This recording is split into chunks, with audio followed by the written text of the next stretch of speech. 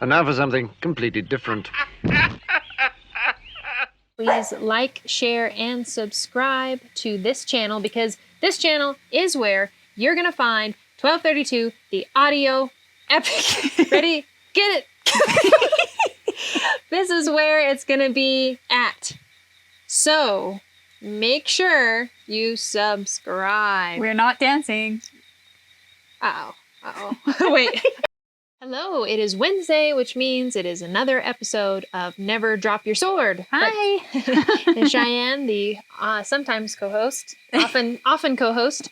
And, you know, today we're actually talking about our own project, 1232, an audio epic, which I have alluded to on this channel before. This is the fully dramatized, narrated, scored, and soundscaped audiobook experience, which takes it beyond to 60 episodes, basically producing a TV show, but just with audio. It's immersive audio experience. Yep.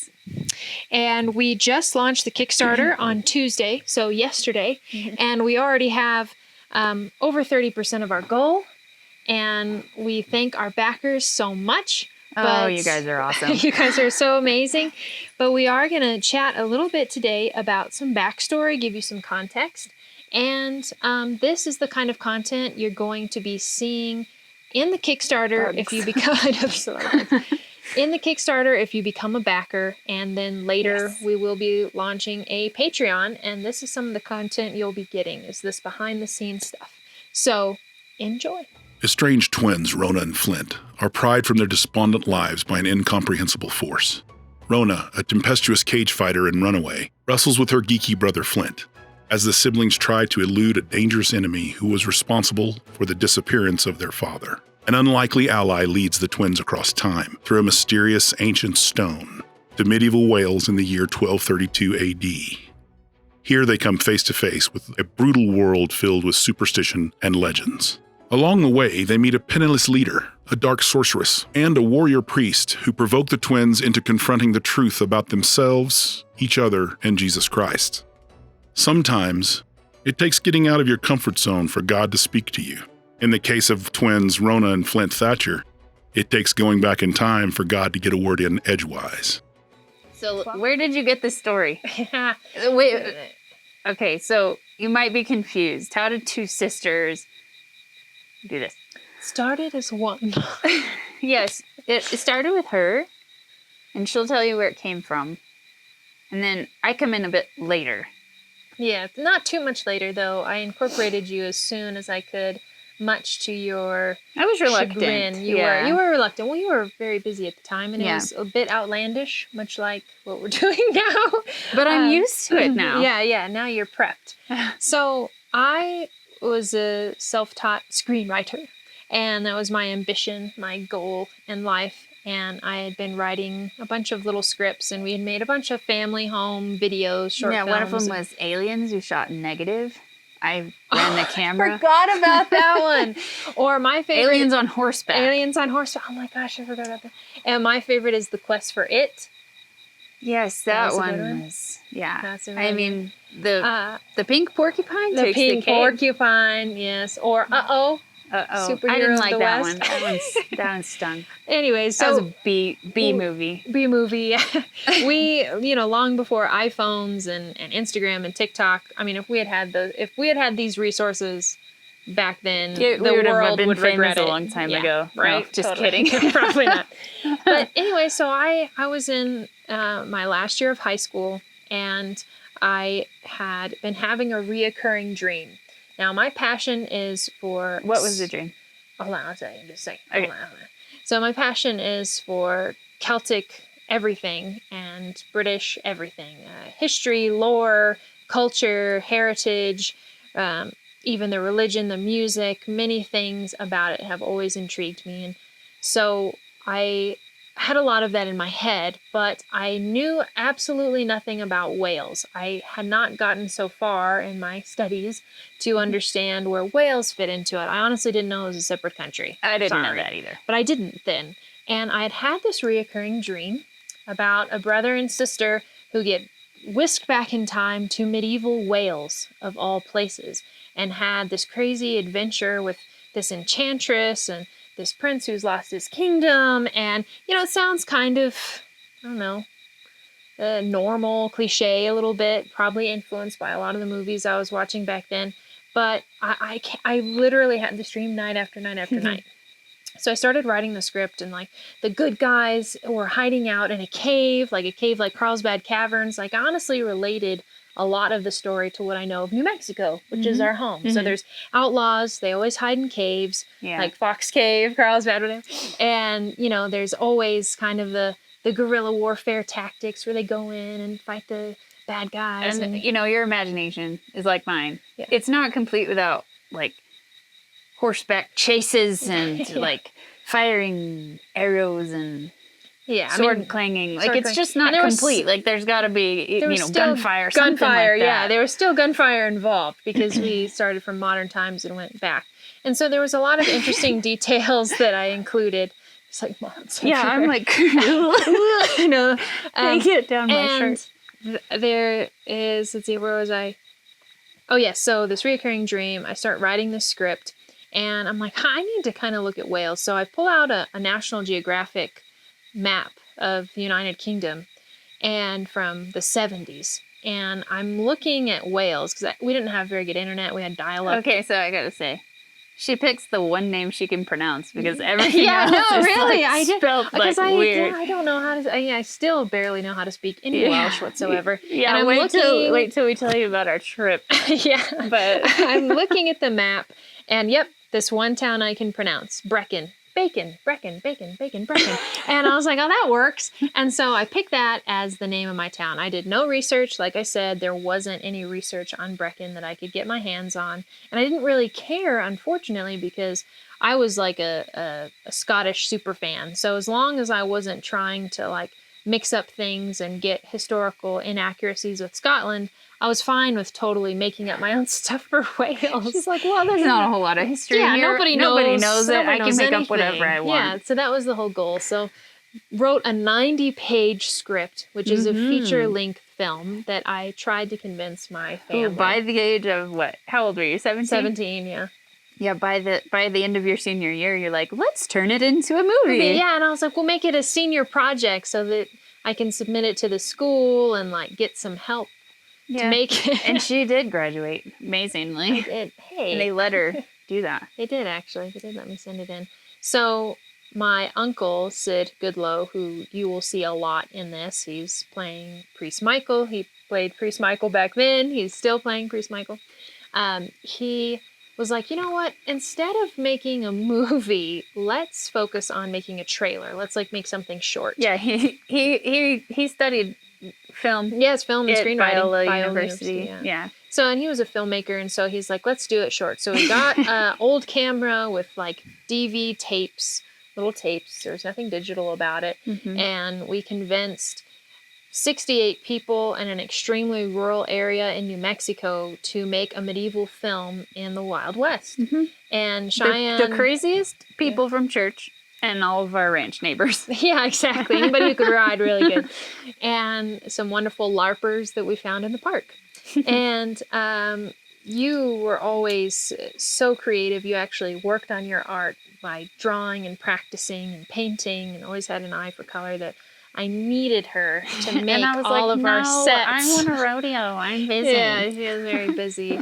And I was like, Cheyenne, I need you to make our sets, and I need this prop and that prop. And so between Cheyenne and my dad and Jesse Saunders and many other people that I can name and will name in previous or in later episodes, came together. We made it for one of the best 4 days of my life.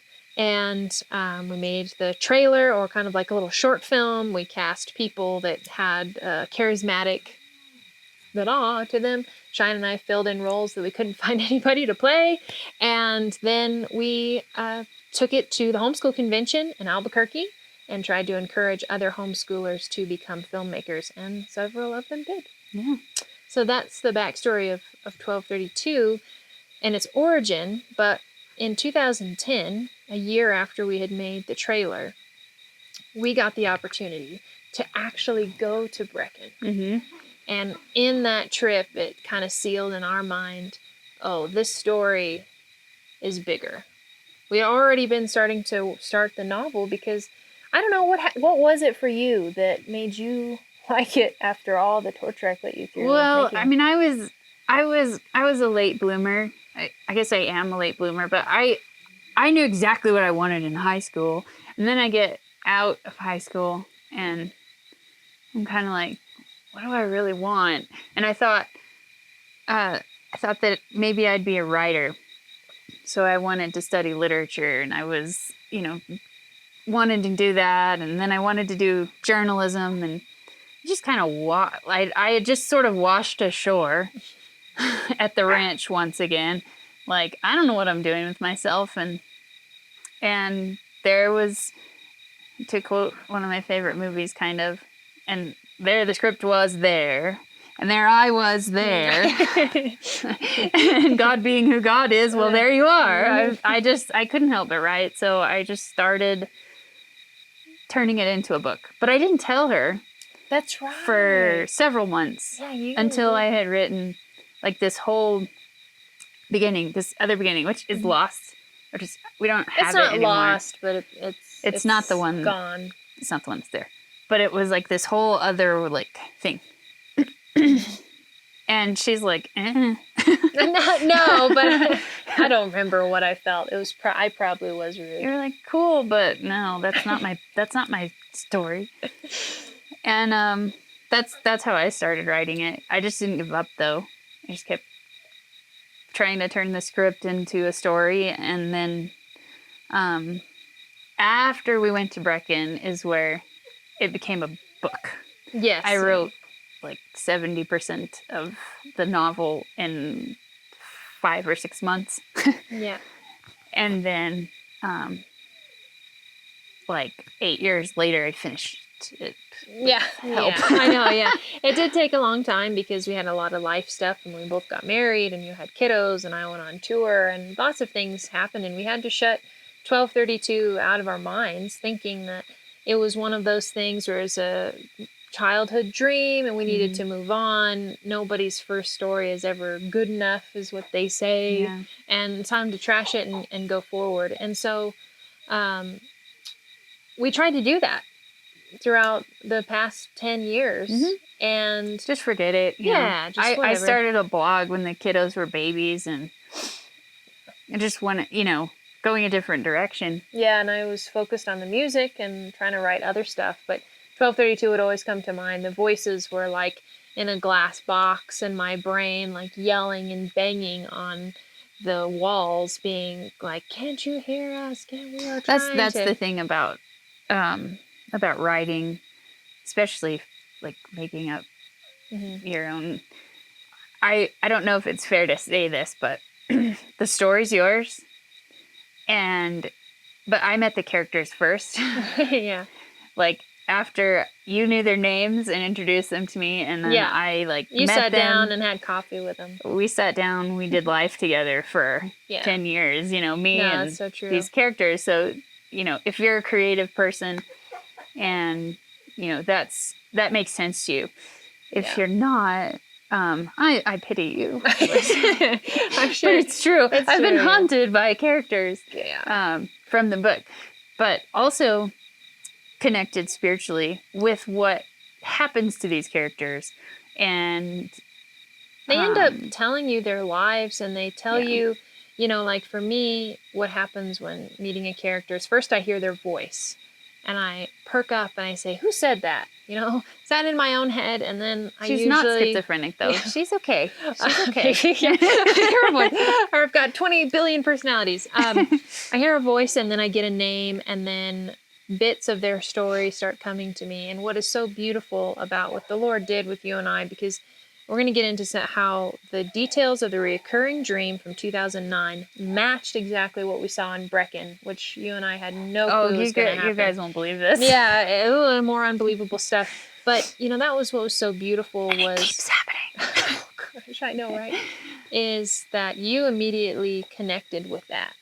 And I don't know how or why, but the Lord has really worked our writing relationship out to where, I would be really frustrated with you about a scene, And then we'd be like, okay, fine. Well, we'll just pray about it and we'll talk about it in the morning. And by the morning, one of us or both of us would be like, oh, you're right. Or like, no, I feel really strong about this. And the other one would be like, okay, you've got the gut feeling.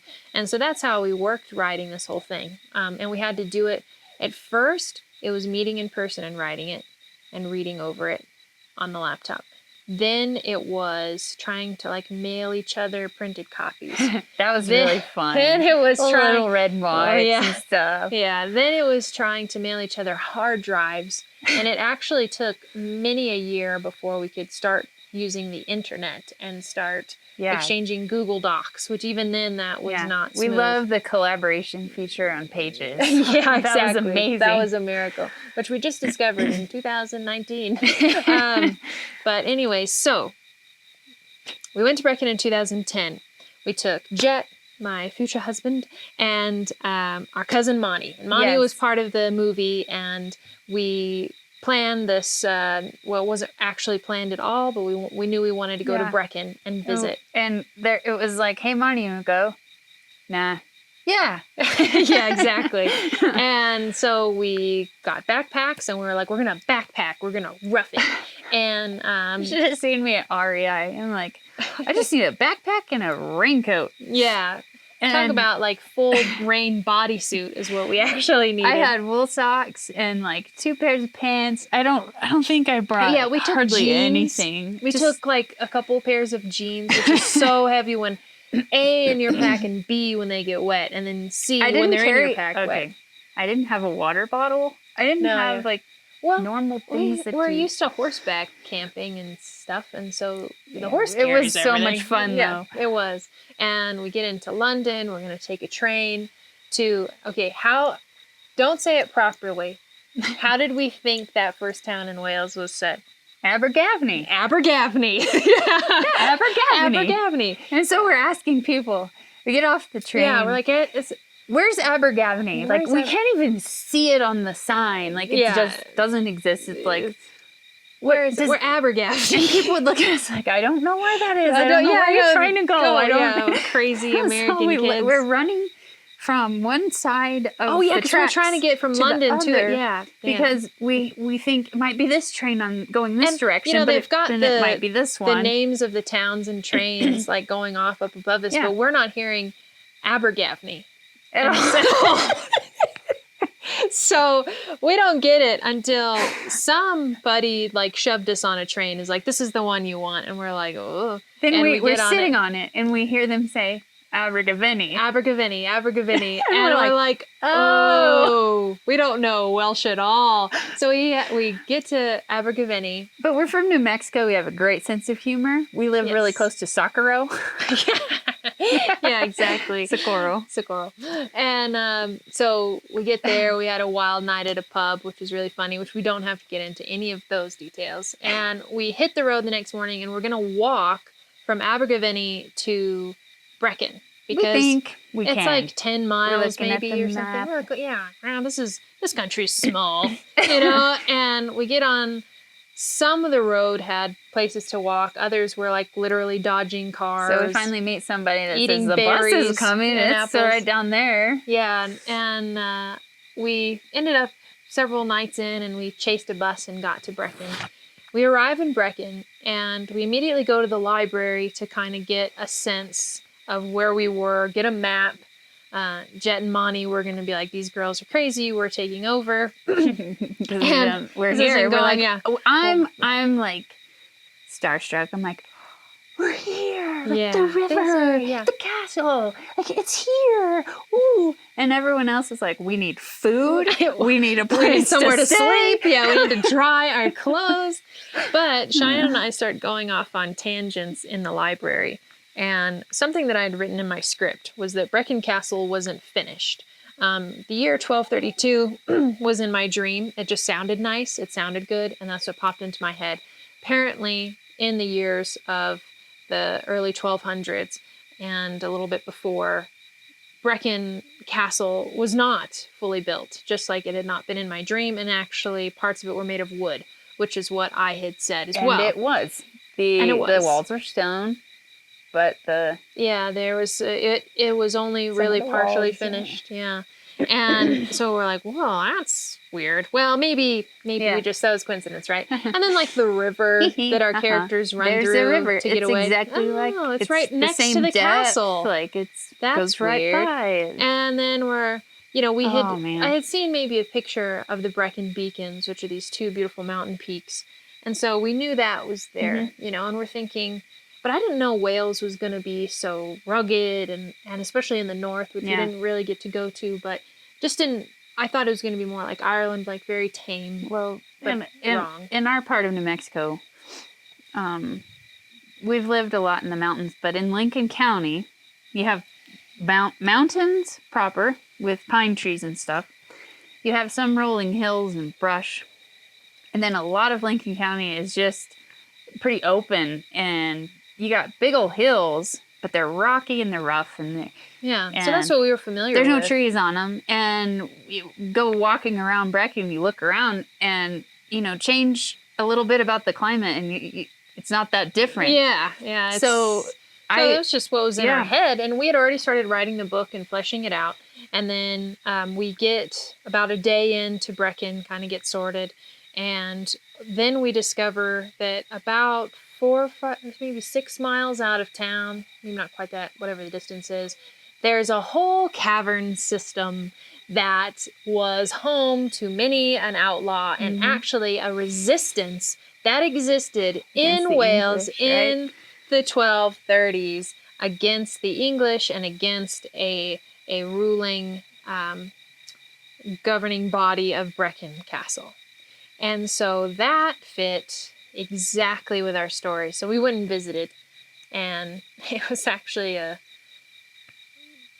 funny little dinosaur. Yeah, they have, I don't know. It's like a prehistoric display. They have fake dinosaurs all over, and they have a petting zoo. Yeah. And they have like... it was pretty gimmicky, but it was fun. But you know what? We walked into the very first chambers. I can't remember what the big room is called. I can't remember either. Danarogov is how you say the name. Danarogov is the cave, yeah. But we walk in there, and I'm like, this can't be real. No, like it was even how we drew it in the storyboard for the script in 2009. I was kind of thinking, like, for a second, I was like, Callie knew all this, and she's just like playing with me. No, I mean it's there, it's real, and not only that, but there's a cavern system that's not even completely explored in all those mountains around. And there's actually a river that runs from Danarogov into another place that's called like Merlin's Chamber, where King Arthur is supposedly buried. And so like there was all these like really, and all of a sudden I was like, oh my gosh, the King Arthur legends that we're most familiar with all come from Wales and from Welsh mythology and Welsh Celtic origins. And so our minds were blown at that point. And we'd only been in Brecon for 2 days. So we didn't have too long to be there, but we went back to the library and I looked at a map again, and I found a town just north of Brecon called Flint, which is the name of one of our main characters. Which we didn't. That wasn't on the 1970s National Geographic map. Because Flint I couldn't name him Flynn because I had an obsession with Errol Flynn as a kid. I couldn't name him Flynn because I was too close to Errol Flynn, so his name was Flint. Why not? And then Rhondda, the Rhondda Valley, is south, and it's sometimes pronounced Rona, which I had already picked for my other character's name, our brother and sister, Flint and Rona. And I'd heard the name Rona before, and I thought it was a beautiful name. So, and then we chose Cardigan as the prince's name because, well, that's the only other name I could pronounce. and so, all those towns and places existed close to Brecon, and that right there was an incredible affirmation. There are even, which we won't get into everything, but there's even more geographical, historical, and fantastical elements to Wales itself that fit into the story we had already really, truly written. That was already there either in the script or in things you had started to write. And then, of course, when we got home after Brecon, it was like full on, and neither of us just flowed after that. And neither of us did any more. We didn't do any more research on whales because I don't want to be tainted. And then, as we were coming to some hardcore questions like, what should happen next? Who should they meet? The timeline was a big headache, It and was. also the map. Like, where did they actually go? Like, how far is this place from this place? And we were getting into. We were really, So that's why it's just because we're geeks that we even care because it's not a historical. But there's enough there to where it's borderline. It should spark your interest in a place that Americans have skipped over for all this time. It is just the most beautiful and amazing place, and the people there are very, very much like us. Yes, they're very cool, and there's amazing ice cream there.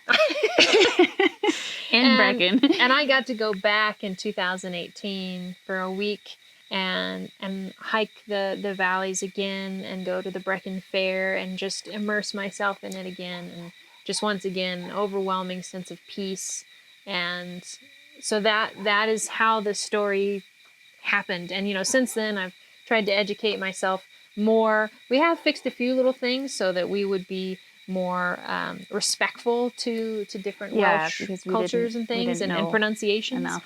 We didn't know enough, but really that's the miracle of the story. And so as we finished the novel in 2020, we began publishing Journey, which we still plan on doing. This is all in an effort to actually publish. I love to curl up with a real book. Yes. Even if it weighs 60 pounds. But it was really big, and we're first-time authors for a book, and together, and no one was really willing to give us a chance. We've intimidated the entire book world. Yeah, maybe not the entire, but a very large part of it. And we just were told, this is just not going to happen. And we said, well, that's not right, because God said it is.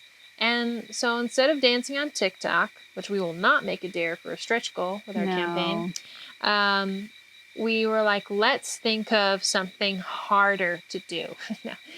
Something that would engage us creatively, maybe use some of our skills and ignite some flames and seek a path less traveled, because that is an adventure.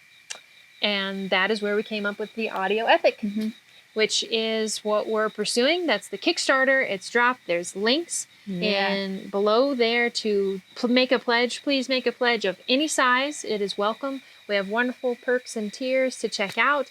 We are definitely going to hit our goal, and we're looking to hit those stretch goals. We're looking beyond our goals. So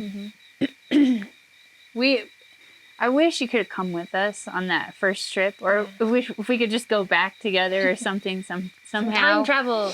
Yeah, because but then you would have had to have lived on the New Mexico ranch for most of your growing up to really understand how we connect with that place, or at least I do. But it was really fun. And I have to say, Monty's not here, but he was a trooper, because Callie and Jet had things they wanted to go check out and do. And anyways, I wanted to go see stuff. So I took off walking, and Monty's like, I'm coming. Like, he didn't want to come, but he was so sweet. And I got to see all kinds of stuff. I got to see a sheep ranch. I got to see lots of old buildings and bridges, and I actually accidentally climbed up one of the back of one of the beacons. I didn't know. I would have gone all the way I would have gone all the way to the top, but I didn't know that I was doing that. But it was really fun. And you know what? It's so pillowy, like the ground is so pillowy. You can I could have rolled down and said, "As you wish." It would have been great. It would have been great. Yeah. Yeah, exactly. I mean, hopefully this gives you a little bit of an insight of who we are as people, where this is coming from, how this all fits together. And we're really, really excited because the perfect people have come along to play Rona and Flint and Priest Michael again, of course, and Enoch, and I don't want to give too much away, but a lot of it's so really great awesome. characters, and they're all pouring their you heart guys into go look it. at the Kickstarter because Yes. it has like their pictures on there. They're so cool. As their pictures, we also have sample audio on there, more details and information on exactly what all of this is. And we thank you very much for watching today's episode. And Can I say one thing? Just kidding. Yes. So the story wouldn't be here without our grandmother. Yes. She supported it in every way, and especially the me. beginning. She's my best friend. So without her and her little encouragements and just quiet confidence, like, you can totally do that. She wouldn't say it that way, but No. and also big glasses of iced tea and cups of coffee and like pie with lots of whipped cream. She made this happen in the most beautiful way. So Yes. Yeah. She did. Thank you, Bopey, or I'm sure she would prefer us to tell the world. Thank you, Shirley Ann. And we do have the most incredible family. So Yeah. thank Our you. mom. Our mom. She is the best cheerleader ever. Ever. She really is. And our dad as well. And, He's a coach. And yes. And our spouses and Oh man. aunts and uncles. Everybody, all My of our kiddos. family. Your kiddos have been so great. They can't wait to hear the whole story. the whole story. Yeah, they've been kind of our judge, Are they into it? Are they getting into it? And they do. And all of our family were involved in the short film. And so we're trying to carry it on and finish this thing up. And yes, please check out the Kickstarter, make a pledge, and tell us if you've ever had any crazy experience like that where you had a dream that turned out to be true. Let us know in the comments what you think. Or if you of started that. creating something that was totally in your head and then it turned out to be something that actually exists. Yeah, I would or love to know you've if that's happened to also- someone else. You've also been through 13 years of working on the same project. Or longer. Or longer or shorter. Or even, yeah. But thank you very much for listening. Please like, share, and subscribe to this channel because this channel is where you're going to find 1232, the audio epic. Ready? Get it? This is where it's going to be at. So make sure you subscribe. We're not dancing. Uh-oh. Wait. Okay. Yeah, no dancing and stay courageous.